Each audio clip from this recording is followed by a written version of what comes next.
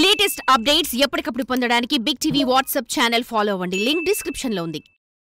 Megastar Chiranjeevi మరోసారి రాజ్యసభలో అడుగుపెట్టబోతున్నారా? ఈసారి పార్టీలతో సంబంధం లేకుండా మేధావుల కోటాలో ఎంపీ కాబోతున్నారా? ఆ పద్మ విభూషణ్ ని రాష్ట్రపతి కోటాలో నామినేట్ చేస్తారా? సోషల్ మీడియాలో జరుగుతున్న ప్రచారంతో దానికి అవుననే సమాధానం వస్తుంది. ఇప్పుడు అదే గనక జరిగితే మెగా బ్రదర్స్ ముగ్గురు చట్టసభల సభ్యులైపోతారని వారి ఫ్యాన్స్ తెగ ఖుషి అయిపోతున్నారంట.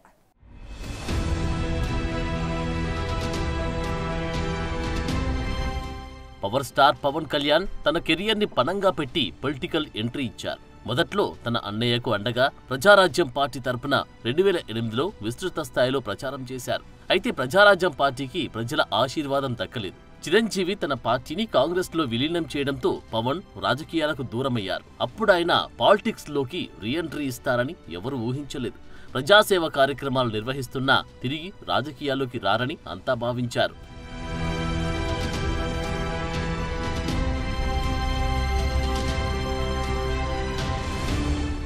పవన్ అందరి అంచనాలను తారుమారు చేశారు. 2014లో జనసేన పార్టీని స్థాపించి క్రియాశీలక రాజకీయాల్లోకి వచ్చారు.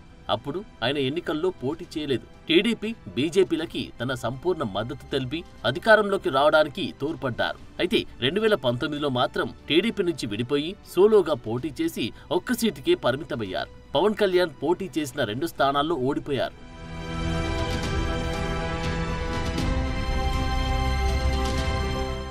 ఇంకొకరైతే పార్టీ మూసేసి తమ పని తాము చేసుకునేవారేమో. అయితే ప్రజాశ్రేయస్సును ఆకాంక్షించే విలక్షణ వ్యక్తిత్వమున్న పవన్ ఏపీలో జగన్ నియంత పాలనను తట్టుకోలేకపోయారు.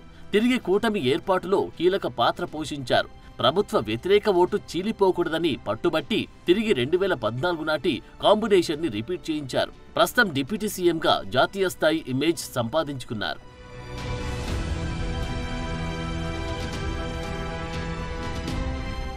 ఇక పవన్ కళ్యాణ్ చిన్న అన్నయ్య నాగబాబు ఏపీలో క్యాబినెట్ లోకి ఎంట్రీ ఇవ్వనున్నారు.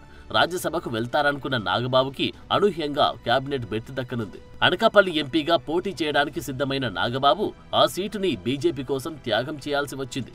కూటమి ప్రభుత్వం ఏర్పడ్డాక ఆయనకు ఎలాంటి ప్రాధాన్యత దక్కలేదు. రాజ్యసభకు పంపుతారని ప్రచారం జరిగినా అది వర్కౌట్ కాలేదు. అయితే ఏపీ క్యాబినెట్ లో ఖాళీగా ఉన్న ఒక బెర్త్ ని నాగబాబుకి కన్ఫర్మ్ చేసినట్లు ముఖ్యమంత్రి చంద్రబాబు స్వయంగా ప్రకటించారు. అంత సడన్ గా నాగబాబు క్యాబినెట్ బెర్త్ దక్కించుకోనుండడం రాష్ట్ర రాజకీయాల్లో చర్చనీయాంశంగా మారింది. తాజాగా మెగా ఫ్యామిలీకి మరో జాక్పాట్ తగులుతుందన్న ప్రచారం మొదలైంది. ప్రజారాజ్యం పార్టీ స్థాపించి ఉమ్మడి రాష్ట్రంలో కాంగ్రెస్ ప్రభుత్వాన్ని నిలబెట్టుకోవడానికి తన పార్టీని కాంగ్రెస్ లో విలీనం చేశారు మెగా అన్నయ్య చిరంజీవి.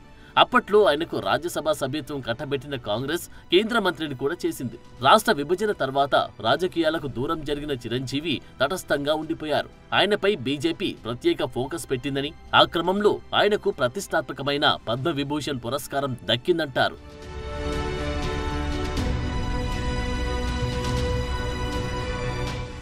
ఏపీలో బలపడాలని చూస్తున్న బీజేపీ చిరంజీవిని రాజకీయంగా ఓన్ చేసుకోవాలని చూస్తుందన్న ప్రచారం జరుగుతోంది. అయితే గత ఎన్నికల్లో తమ్ముడు పార్టీకే ప్రచారం చేయని చిరు ఏ పార్టీలో చేరడానికి సిద్ధంగా లేరంటున్నారు. అందుకే బీజేపీ వ్యూహాత్మకంగా పావులు కదుపుతుందన్న ప్రచారం జరుగుతోంది. చిరంజీవిని ప్రెసిడెంట్ కోటాలో సినీ రంగ మేధావిగా రాజ్యసభకు పంపుతారని సోషల్ మీడియాలో ప్రచారం వైరల్ అవుతుంది. ప్రస్తుతం రాష్ట్రపతి కోటాలో 4 రాజ్యసభ స్థానాలు ఖాళీగా ఉన్నాయి. జూలై 14న ఖాళీ అయిన ఆ స్థానాలను జనవరి 14 లోపు భర్తీ చేయాలంట. అందులో ఒక స్థానానికి మెగాస్టార్ చిరంజీవి పేరు కేంద్ర ప్రభుత్వం పరిశీలనలో ఉందట. అదే జరిగితే మా మెగా బ్రదర్స్ ముగ్గురు చట్టసభల్లో ఉంటారని వారి ఫ్యాన్స్ తెగ ఖుషి అయిపోతుంది.